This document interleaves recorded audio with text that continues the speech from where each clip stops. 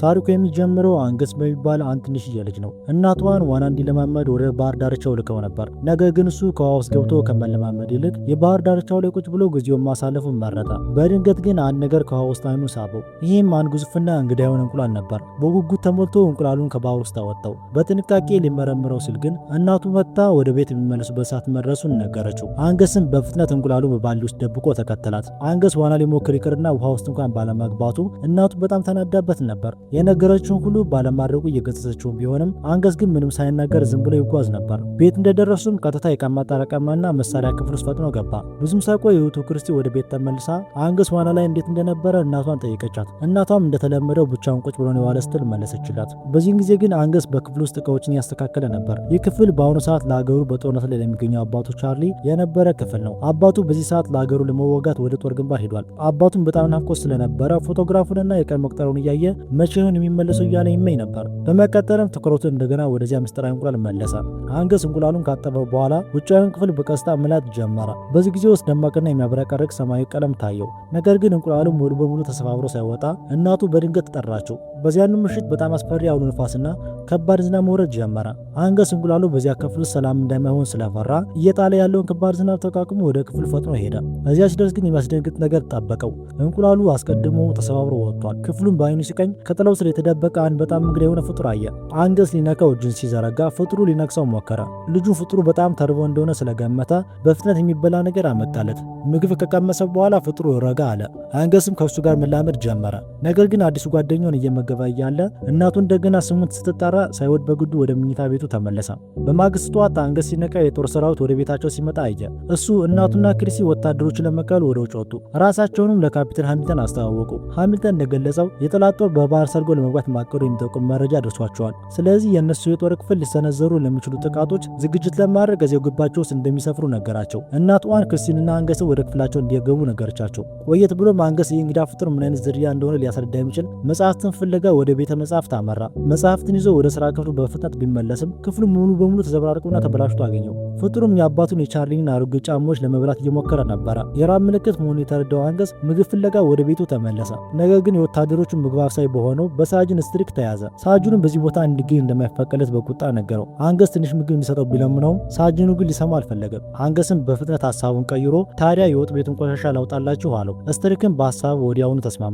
አንገስ የተራረፉትን የምግብ ፍርፋሪዎች ወስዶ ለአዲሱ ጓደኛው መገበው። ፍጡሩ በደስታ ሲበለው እያየ እሱም በጣም ተደሰተ። ስሙንም ኩርሱ ብሎ ሰየመው። አንገስ ስለ ፍጡሩ የበለጠ ለማወቅ ቢሞክርም ምንም አይነት የተለየ መረጃ ሊያገኝ አልቻለም። ብዙም ሳይቆይ ኩርሱም ምግቡን ጨረሰ። አንገስም ኩርሱን በደስታ እንዲዋኝበት በአንድ ትልቅ ቆሻሻ መጣያ ገንዳ ውስጥ ውሃ ሞላለት። በሌላ በኩል ካፒቴን ሃሚልተን ወታደሮቹ በማንኛው ሰዓት ለሚሰነዘር ጥቃት ዝግጁ እንዲሆኑ ጠንካራ ስልጠና ይሰጣቸው ነበር። አንገስ የእናቱን ጥርጣሬ ላለመቀስቀስ ሲል ኩርሱን እዚያው ክፍል ውስጥ ብቻውን ትቶት ወደ ቤት ገባ። በኋላ ላይ ሉዊስ የሚባል አንድ ሰው ስራ ፍለጋ ወደ ከተማ መጥቶ አንን በዚያው መስሪያ ክፍል ውስጥ አገኛት። አን ስራ ልትቀጠረው ተስማማች። ነገር ግን መጀመሪያ ክፍሉን ሙሉ በሙሉ እንዲያጸዳላት ታዘዘችው። ሉዊስ እያጸዳ ሳለ አንገስ ኩርሱን የደበቀበትን የቆሻሻ ገንዳ ወደ ውጭ አወጣው። ይህንን ያየው አንገስ እሱን ለማስቆም እየሮጠ መጣ። ነገር ግን ሉዊስ የቤቱ ጌታ እስኪመለስ ድረስ የዚህ ክፍል ኃላፊ እሱ እንደሆነ በጥብቅ ነገረው። በነገሩ የተሳጨው አንገስ ትቶት ሄዶ ኩርሱን መፈለግ ጀመረ። ኩርሱ ግን ወደ ዋና ቤቱ ሰርጎ ገብቶ ነበር። እዚያም የሳጅን ስትሪክ ውሻ የሆነው ቸርችል ወዲያውኑ አየውና ያሳድደው ጀመር። እንደ ድል ሆኖ ቸርችል በሰንሰለት የታሰረ ስለነበረ ፍጡሩን ሊይዘው አልቻለም። ኩርሱ በጣም ደንግጦ ወደ መታጠቢያ ቤቱ ገባ። በዚያው ቅጽበት ክርስቲ ወደ መታጠቢያ ቤቱ ስትገባ በከፍተኛ ድምፅ ጮኻ በደረጃው ላይ እየሮጠች ወረደች። ጩኸቷን የሰማው አንገስ ክርስቲ ኩርሱ እንዳየችው ወዲያውኑ ገባው። አረጋጋትና ኩርሱ ከባህር ዳርቻው ባገኘው እንቁላል ውስጥ የወጣ የራሱ የቤት እንስሳ እንደሆነ አስረዳት። አሁንም በጣም ፈርታ የነበረ ቢሆንም አንገስ ኩርሱን ምንም ጉዳት እንደማይደርስ ሲያረጋግጥላት ለእናታቸው እንዳትናገር ቃል ገባችለት። በዚህ መሃል በመስሪያ ክፍል ውስጥ ለሉዊስ የባሏን የቆየ ልብሶች ሰጠችው። ይህንን ያየው ሉዊስ ቻርሊ መቼ ይመለስ እንደሆነ በትህትና ጠየቃት። በሀዘን ተሞልታ አሳዛኙን ሁኔታ ገለጸችለት። ቻርሊ መቼም አይመለስም። መርከቡ ባህር ውስጥ ሰምጦ ህይወቱ አልፏል። ነገር ግን አንገስ እውነቱን ለመቀበል ገና ትንሽ ልጅ ስለነበረ አባቱ ወደ ቤት እንደሚመለስ ያምን ነበር። በመቀጠልም በቤት ውስጥ ያለውን የቧንቧ ፍሳሽ እንዲያስተካከል ሉዊስን አዘዘችው። አጋጣሚ ሆኖ ሉዊስ የቧንቧ ፍሳሽ ለማስተካከል የሄደው አንና ክርስቲ ኩርሱን ወደ ደበቁበት መታጠቢያ ክፍል ነበር። ሉዊስ በሩን ሲያኳኳ ልጆቹ እንዳይገባ ለማድረግ በጣም ታገሉ። በሩን ለመፍታት ፈቃደኛ ሳይሆኑ ሲቀሩ ሉዊስ ለእናታቸው እንደሚናገር አስፈራራቸው። ክርስቲ ሌላ አማራጭ ስለሌላት በሩን ከፈተችለት። ሉዊስ ፍሳሹን ለማስተካከል ወደ ውስጥ ገባ። ነገር ግን አይኖቹን ቀጥታ ኩርሱ ላይ አረፉ። በድንጋጤ እሱ ነው ይሄ ምንድነው ሲል ጠየቀ። ሉዊስ ብዙም ሳይቆይ እውነቱን ተረዳ። ኩርሱ የውሃ ፈረስ በሚባል የሚታወቅ በዓለም ላይ ካሉ በጣም ብርቅዬ ፍጡራን ውስጥ አንዱ ነበር። በአንድ ጊዜ በምድር ላይ መኖር የሚችለው አንድ ውሃ ፈረስ ብቻ እንደሆነና እሱ ሲሞት አዲስ እንቁላል ተፈልፍሎ ቦታው እንደሚተካ የሚነገር አፈ ታሪክ አለ። ሉዊስ ስለ ውሃ ፈረሱ አስማታዊ ኃይል እያስረዳቸው ሳለ በድንገት እናቱ አን በሩን አንኳኳች። አንገስ እናቱ ክሩስን በቤት ውስጥ እንዲኖር ፈጽማ እንደማትፈቅድ ስላወቀ እሱ ለመደበቅ እንዲረዳው ሉዊስን ለመነው። ሉዊስም አዝኖላቸው ፍጥረቱን ለመደበቅ ተስማማ። አን ስትገባ ምንም የተለየ ነገር አላየችም። ምንም እንኳ ክሩሱ ከተደበቀበት ቦታ ሆኖ አጨልቆ እያያት ቢሆንም ሉዊስ ግን ያንን ትኩረት ሙሉ በሙሉ ወደ ሌላ አቅጣጫ ማዞር ቻለ። አን ወደ ውጭ ስትወጣ ከካፒቴን ሃሚልተን ጋር ተገናኘች። እሱም በዚያው ምሽት ወታደሮቹ በሚያዘጋጁት ራት ላይ እንድትገኝ ጋበዛት። በዚያው ምሽት ሉዊስ ክሩስን ወደ ትክክለኛ ቤቱ ወደ ውቅያኖስ መመለስ እንዳለባቸው ለአንገስ መከረው። አንገስ ግን ክሩስን መኖር ያለበት ከኔ ጋር ብቻ ነው በማለት ሀሳቡን በጽኑ ተቃወመው። ብዙም ሳይቆይ ወታደሮች የራት ግብዣ ተጀመረ። አንገስ ለጥቂት ጊዜ ከመታጠቢያ ቤቱ መውጣት ነበረበት። ነገር ግን በችኮላ የተነሳ በሩን በደንብ ሳይዘጋው ቀረ። ክሩስም ይህንን ምቹ አጋጣሚ ተጠቅሞ ከክፍሉ አምልጦ ወጣ። በውጭ በኩል የሳጅን ስትሪክ ውሻ የሆነው ቸርችል የክሩስን ጠርና ሽቶ በከፍተኛ ሁኔታ ይከታተለው ጀመር። ክሩስም ባየው ቅጽበት በከባዱ ማሳደድ ጀመረ። ይህ እውቀት ቀጥታ ወደ ራት ጠረጴዛው የተሸጋገረ ሲሆን ግብዣውን ሙሉ በሙሉ አበላሸው። ይሁን እንጂ እንግዶቹ ማየት የቻሉት ቸርችልን ብቻ ነበር። ክሩስ ወደ ውጭ በመሮጥ በግቢ ውስጥ ወዳለው የውሃ ፏፏቴው ዘሎ ገባ። እዚያ ያሉትን የጌጣጌጥ ሐሳቦችን በደስታ መመገብ ጀመረ። አንገስ በየቦታው ፈለገ። በመጨረሻም ሉዊስ እናቱ አን በራት ጠረጴዛው መበላሸት ምክንያት ምን ያህል እንደተበሳጨ በመጥቀስ ወደ ውስጥ መግባት እንዳለበት ነገረው። ሉዊስ ክሩስን ፈልጎ በሰላም እንደሚመልሰውን ቃል ገባለት። ከብዙ ፍለጋ በኋላ ሉዊስ ክሩስን በውሃ ፏፏቴው አቅራቢያ አገኘው። ነገር ግን ፍጥሩ በጣም አድርጎ ትልቅ ሆኖ ነበር። ሉዊስ ወዲያውኑ አንገስን ጠራው። አንገስ ክሩስን ምን ያህል ግዙፍ እንደሆነ ሲያይ በመጨረሻ እሱን ለመልቀቅ ጊዜው እንደደረሰ አመነ። ክሩስን በአንድ ጭነት መኪና ላይ ጭነው ወደ ባህር ዳርቻው ወሰዱትና በቀስታ ወደ ባህሩ ለቀቁት።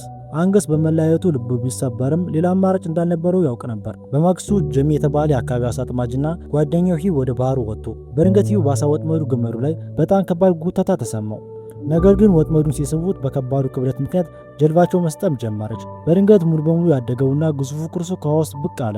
እነሱንም በከፍተኛ ፍርሃት ውስጥ አላቸው። ምንም እንኳ አደገኛ ቢሆንም ሂዊ ፍጥረቱን ከያዙ በሚሊዮን የሚቆጠሩ ገንዘብ እንዲማገኙበት በማሰብ ሊይዘው ፈለገ።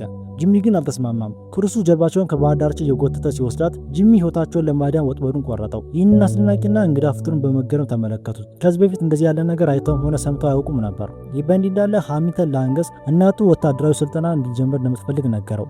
አንገስ ሳይወት ወታደሮችን በዕለት ተዕለት ስራዎቻቸው መርዳት ጀመረ። ነገር ግን ወዲያውኑ ሰለቸው። አንድ ቀን ከካፒቴን ሃሚልተን እይታ አምልጦ ወደ ባህሩ ሩጦ ሄደ። ክሩሱን በተደጋጋሚ ጠራው፣ ነገር ግን ምንም አይነት ፍንጭ አልነበረም። አንገስ ተስፋ ሳይቆርጥ በአንዲት ትንሽ ጀልባ ወደ ጥልቁ ውሃ ውስጥ ገባ። ከጥቂት ሰከንዶች በኋላ ክሩሱ ከጥልቁ ውሃ ውስጥ ብቅ አለ።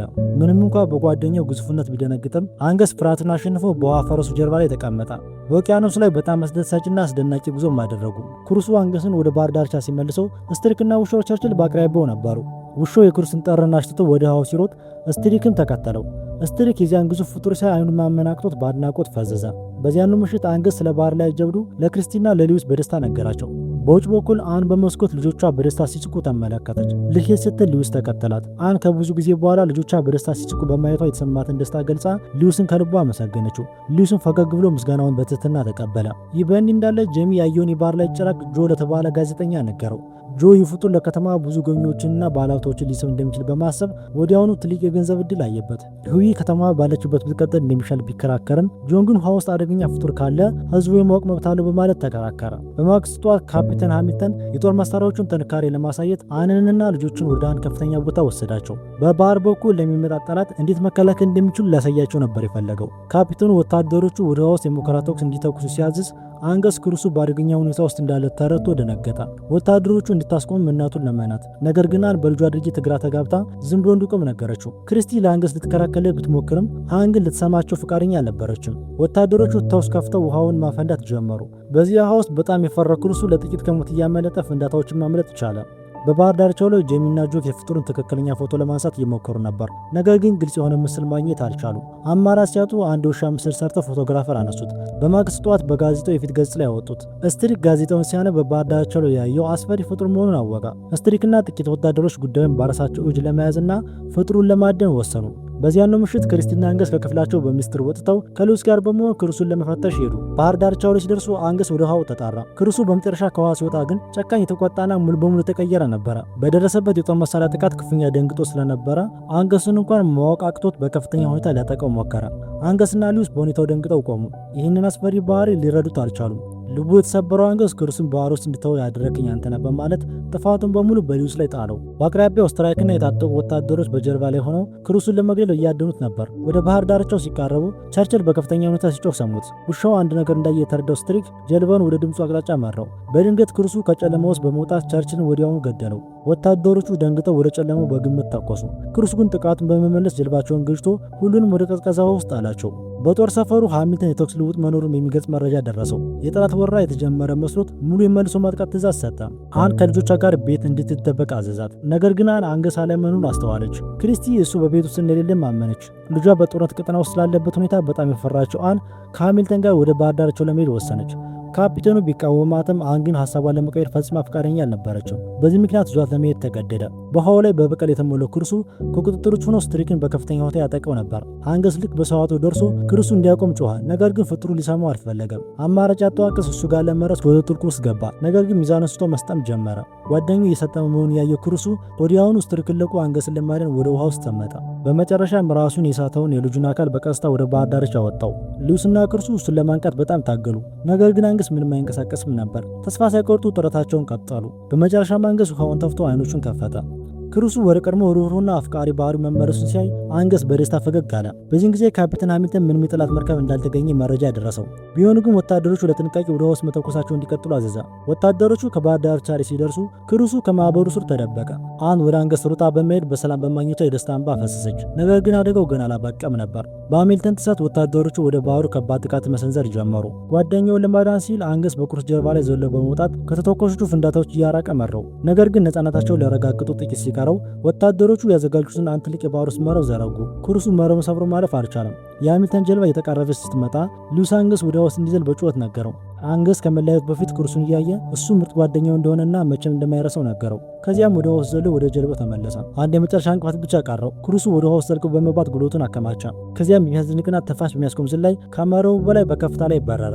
አንገስና ጓደኞቹ በከፍተኛ ደስታ ተሞሉ። ክሩሱ በመጨረሻ ነፃነቱን አገኘ። በሰላምም ወደ ጥልቁና ሰፊው ውቅያኖስ ውስጥ ዋናውን ቀጠለ።